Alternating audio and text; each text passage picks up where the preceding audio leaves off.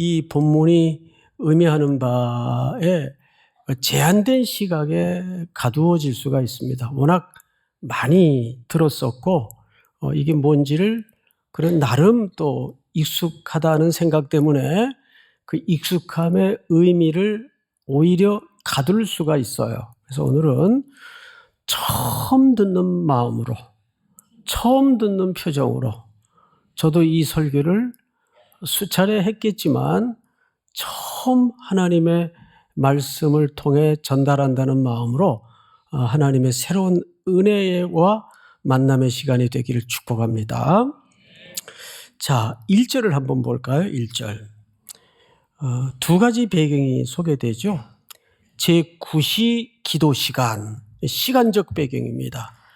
이 의미에 대해서는 잠시 후에 말씀을 좀 나누겠습니다. 첫째는 시간적 배경이 소개돼요. 그리고 두 번째는 베드로와 요한이 어디에 올라가죠? 성전에 올라갈새, 미완료 동사로 쓰여져 있습니다. 그러니까 단회적으로 올라간다는 그런 말이 아니고 지속적으로 반복해서 올라가는 어떤 전통 또는 관습을 얘기합니다. 성전에 올라간다. 우리 성도님들 설교 시간을 통해서 많이 들어왔겠지만 성전을 향하여 가는 길은 항상 북쪽에서 가든 남쪽에서 가든 서쪽에서 가든 동쪽에서 가든 올라간다는 표현을 씁니다. 그 지형의 위치와 상관없이. 자, 그런데 두 가지 배경이 여기 정확하게 소개되고 있어요. 제9시 기도 시간에. 자, 여러분, 시편 55편 17절을 한번 참고해 볼까요? 저녁과 아침과 정오에 내가 근심하여 탄식하리니 여호와께서 내 소리를 들으시리로다. 자, 여기 세 타임의 시제가 나옵니다. 저녁, 아침, 정오입니다. 유대인들은 하루에 세 차례 정해진 기도의 시간이 있고 그 시간에 관습적으로 전통적으로 성전을 향해 올라갑니다. 자, 그런데 여기서 잘 보시면 그러면 제9시는 어디에 해당하는가? 오후 3시입니다. 오후 3시. 오후 3시가 유대 시간표로 제9시입니다. 그러면 저녁, 아침, 정오 중에 어디에 해당되는 시간일까요? 수근수근하지 마시고. 저녁이죠? 예, 저녁입니다. 주저하지 마세요. 그러면 대낮이겠습니까? 아침이겠습니까? 오후 3시니까 저녁이죠. 근데 여러분 아시는 것처럼 유대인들은 하루의 시작이 아침부터가 아니죠. 아침에 끝이 납니다. 그리고 하루의 시작은 저녁의 시작이 돼요. 저녁. 그러니까 오후 3시는 이제 하루의 시작을 막 출발하는 시제로 보면 정확합니다. 자, 그 제9시 기도 시간에 이것이 전통적인 유대인들의 기도 시간입니다. 자, 이거는 전통과 관습을 넘는 어떤 의미를 이제 곧 이야기하려고 합니다. 그 시간에 베드로와 요한이 성전에 올라갔다. 자, 이 베드로와 요한은 말하자면 사도들의 대표적 인물들이에요. 그런데 이 베드로와 요한, 즉 사도들이 성전에 올라간 성경 속의 위치가 3장이에요. 근데 앞에 어떤 일이 있었죠?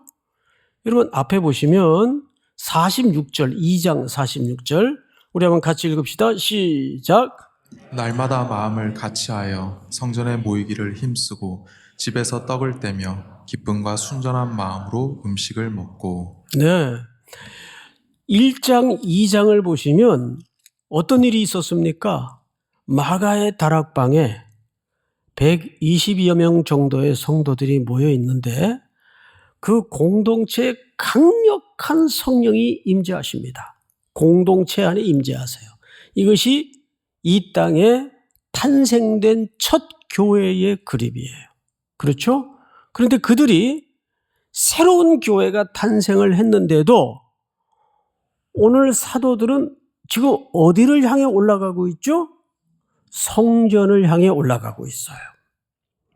새로운 교회로 따로 모이질 않고 이때까지만 해도 성전을 향해 올라가고 있어요. 그러면 성전이라는 것은 적어도 유대인들에게 어떤 위치입니까?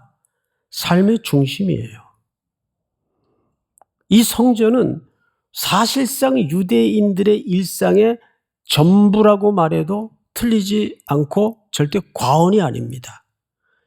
그리고 여기에는 구약에서부터 이들이 붙들고 있던 어떤 종교적인 관습과 전통이 가장 녹아있는 현장이 기도 시간이고 성전입니다.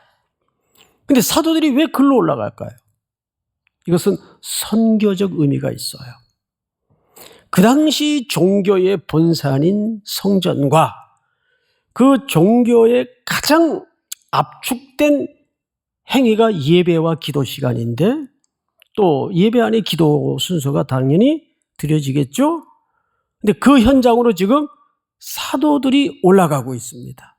들어가고 있습니다. 그것은 뭐냐면 당시 유대교로서 백성들에게 그 시대 앞에 제 기능과 제 역할을 잃어버렸던 그 성전을 향해서 사도들이 올라가는 이유는 이것은 무언가 하나님께서 이 새롭게 태동된 공동체를 통해서 그 기초격인 사도들을 통해서 뭔가 새로운 변혁을 지금 하나님은 꿈꾸고 있는 거예요. 자, 2절을 한번 보십시다. 거기에 나면서 못 걷게 된 이를 사람들이 메고 오니 이 사람은 태어나면서부터 걷지 못하는 사람이에요. 그런데 4장 22절을 한번 보세요. 넘겨서 4장 22절을 보시면 이렇게 되어 있습니다. 이 표적으로 병 나은 사람은 몇 세나 되었더라? 40여세나 되었더라. 그러니까 이 사람은 최소한 나면서부터 걷지 못하는 사람이니까 40 몇 년 동안을 걷지 못하던 사람이에요. 이 상태는 인간의 전적인 무능력, 전적인 무기력 상태를 대조시키면서 이제 하나님의 주권과 하나님의 전능하신 능력을 통해서 어떤 역사의 반전을 하나님이 말하고 싶은 걸까? 거기에 대비되는 인물로 나면서부터 걷지 못하는 전적으로 무능력한 인간의 군상을 이렇게 그림으로 배치시킨 거죠. 자, 2절을 다시 돌아가서 보시면 나면서 못 걷게 된 이를 사람들이 메고 오니 이는 성전에 들어가는 사람들에게 뭐 하기 위하여? 구걸하기 위하여 날마다 미문이라는 성전문에 두는 자라. 자, 우선 미문이 어떤 문인가 밝혀야 되는데 미문은 말미, 끄트머리 그런 의미가 아니고 이게 beautiful gate예요. 아름다운 문이에요. 왜 이 문 이름을 이렇게 붙였는가 하면 이유가 있습니다. 가장 아름다운 금장색으로 칠해서 설치한 문이 이 미문이에요. 여러 성을 주변으로 여러 문이 있을 텐데 그중에 이 문은 가장 아름다운 황금으로, 그래서 골든 게이트라고도 합니다. 그 문이에요. 아름다운 문, 최고로 찬란한 문. 어쩌면 이스라엘 종교의 허영과 그 외모 지향적인 가치를 가장 압축해서 드러내는 문입니다. 자, 그런데 그 문 앞에 나면서부터 걷지 못하는 장애인과 구걸을 하는 한 인간의 군상이 앉아 있어요. 근데 성경에 보면 이렇게 표현하고 있죠. 성전문에 두는 자라, 두는 자라. 거기에 누군가 매일 이 사람을 메어다가 앉혀놔요. 이 두는 자, 두다라는 이 동사도 아주 중요한 의미를 갖는데, 이 사람은 여기 오늘 처음 와서 앉아 있는 사람이 아니에요. 오랜 세월 동안, 그 어느 시점은 알 수 없으나 어느 순간부터 오랜 세월 동안 이 자리에 놔두어지는 고착된 인생을 살아가는 사람이에요. 자, 이 아이러니한 대조가 뭘 성경은 드러내고 싶었고 뭘 얘기하고 싶을까요? 그렇게 찬란한 종교의 열정과 그들의 신앙을 뿜어내는 총화적인 현장에 나면서부터 걷지 못하고 오늘도 이 한 끼를 얻어먹지 못하면 생존이 안 되는 이 거린이 거기 놓아져 있어요. 어떻습니까? 이것은 정확하게 그 시대의 종교의 무능력하고 무기력한 상태를 고발하고 있는 내용이에요. 이 메시지는 오늘날 우리 삼일교회를 포함해서 우리 한국교회가 뼈아프게 들어야 될 음성입니다. 이렇게 거리마다 붉은 십자가에 네온사인은 화려하지만 그 안에서 벌어지는 일은 너무너무 우리의 마음을 아프게 하는 일들로 가득하고 세상 앞에 빌런이 돼 있고 조롱거리가 돼 있는 이런 시대 앞에 과연 교회는 뭘 얘기해야 될까? 가장 찬란한 뷰티풀 게이트 앞에 나면서부터 걷지 못하고 오늘도 무언가 얻어먹고 구걸해야 되는 이 무기력한 한 인간이 고착된 상황에서 아무것도 변하지 않는 상황에서 여기 앉아 있어요. 자, 그런데 이 사람이 구걸하기 위해서 앉아 있다 그래서 구걸하기 위해서. 자, 3절을 한번 제가 보십시다. 그가 베드로와 요한이 성전에 들어가려 함을 보고 뭐 했다고 되어 있죠? 구걸하거늘. 자, 이 거리는 그들이 어떤 사람인지 뭘 안고 있는 사람인지 잘 몰라요. 그러니까 그 사도들을 보고 구걸을 했어요. 그러니까 생존을 위해서 오늘도 그 구걸을 하지 않으면 안 되는 고착된 인생이에요. 이것이 어쩌면 인간의 한계를 가진 필요입니다. 무슨 뜻인가 하면 인간은 자기가 진짜 뭘 필요하는지 모를 때가 있어요. 이런 거죠. 네가 지금 정말 필요한 게 뭔지를 너 아직 모르는구나. 우리 어떤 대상을 지도할 때 그런 답답함을 가질 때가 있죠. 아이들 키울 때도 마찬가지. 아이고, 얘가 지금 지가 정말 필요한 게 뭔지도 모르고 저러고 저 엉뚱한 거 찾아서 헤매고 다닌다. 그런 느낌을 지울 수가 없을 때가 많습니다. 그런데 3절이 정확히 그 대목이에요. 그가 베드로와 요한이 성전에 들어가려 함을 보고 구걸하거늘. 이것이 인간들이 시야가 갇혀 있는 제한된 필요. 그런데 정말 그 제한된 필요를 넘어서 그 이상의 찬란한 하나님의 나라와 그 분 안에 있는 무한대의 그 부여를 못 보니까 제한된 필요에 갇혀서 늘 그것만 구하는, 사실 예수를 믿는다고 해도 우리의 기도의 내용을 들여다보면 우리도 여전히 그 제한된 시선과 시야에 머무는 필요로 하나님 앞에 구할 때가 많아요. 이건 여기 성경에 등장하는 이 사람만의 문제는 아니에요. 그리고 성경을 맞아 보십시다. 4절. 베드로가 요한과 더불어 주목하여 이르되 우리를 보라. 자, 베드로와 요한 사도가 그 거린을 주목했습니다. 주목했습니다. 그리고 우리를 보라 그랬어요. 이 주목과 그리고 우리를 보라는 메시지는 비슷한 메시지 같지만 조금 차이가 있습니다. 첫째, 교회 공동체가 하나님의 백성들이 일상 속에서 이 사람의 이 자리와 이 시간은 유대인들에게, 이 거린들에게 늘 일상에서 벌어지고 있는 광경이고 장면입니다. 맞죠? 매일 우리가 만나는 장면이에요. 그 일상 속에서 거린은 제한된 시선에 가두어져서 구걸을 하고 있었어요. 그때 베드로와 요한이 주목했어요. 교회는 이 시선을 잃어버리면 교회의 중요한 역할을 잃어버리는 겁니다.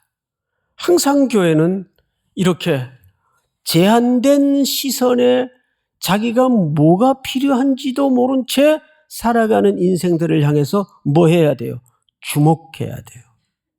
그것이 교회가 이 땅에 존재하는 미셔널 처치로서의 역할입니다. 믿습니까? 교회가 그걸 놓쳐버리거나 그걸 외면하면 그건 교회 아니죠. 그런데 이 사람이 자기가 뭐가 정말, 그러니까 니드에는 두 가지 니드가 있어요. 리얼 니드가 있고 펠트 니드가 있어요. 펠트 니드는 당장 현재 현장에서 필요한 거, 먹을 거, 내 당장 쓸 거, 이런 거는 펠트 니드라고 할 수 있겠죠. 그런데 이 사도 베드로와 요한은 주목하면서 우리를 보라 그랬어요. 그러자 이 거린의 표정을 잘 보세요. 5절.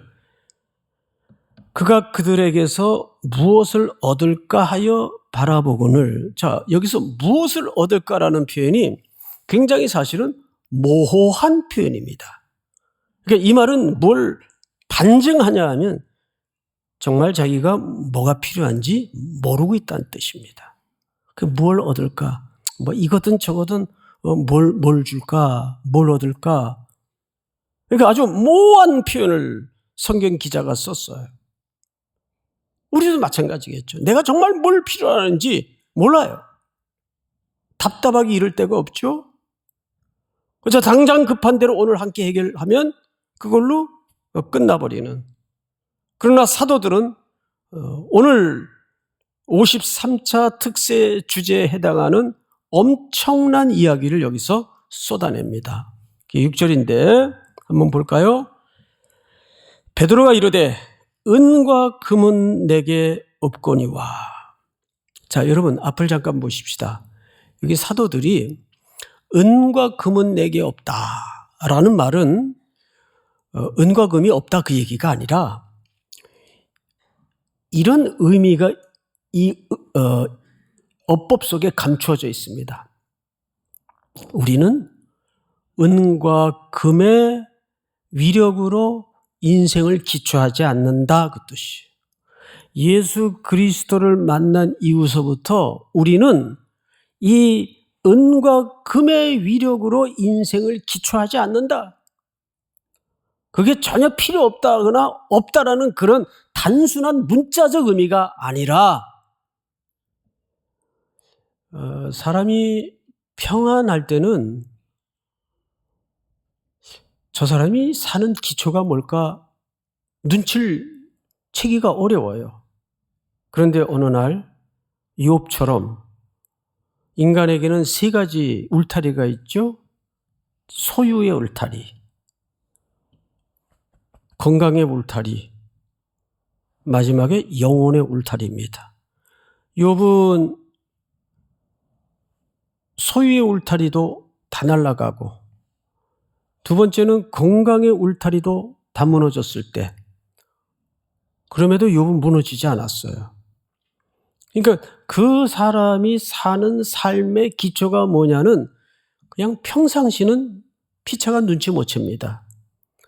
사도들이 여기서 내게 은과 금은 없거니와 라는 말은 은금이 없다는 그런 의미보다는 우리는 이것으로 인생을 기초하지 않습니다. 그 뜻이에요. 이것이 오늘 우리들에게 묻는 화두일 수가 있습니다. 그리고 사도들은 이어서 이런 얘기를 하죠. 성경을 잘 보세요. 6절 베드로가 이르되 은과 금은 내게 없거니와 내게 있는 이것을 네게 주노니 나사렛 예수 그리스도의 이름으로 일어나 걸으라. 할렐루야. 자, 우렁찬 아멘은 좋은데 이제 이 나사렛 예수 그리스도의 이름으로 왜 앞에 그냥 예수라든지 그리스도라든지 해도 의미가 전혀 달라지진 않을 텐데 그 앞에 무슨 예수? 나사렛 예수. 나사렛 예수. 여러분 성경에도 나오죠. 나사렛이라는 이스라엘 땅에서의 위치는 어떤 의미를 담고 있죠? 사람들끼리 이런 말이 회자될 정도로 가슴 아픈 가난한 동네였습니다. 나사렛에서 무슨 선한 게 나겠느냐. 이게 이스라엘 사람들의 그 시대 사람들의 보편적 인식이었습니다. 근데 예수님은 베들레헴 땅에 나셔서 주로 어디서 자라셨습니까? 그 척박하고 가난한 나사렛 동네에서 자랐어요. 그래서 나사렛 사람의 별명이.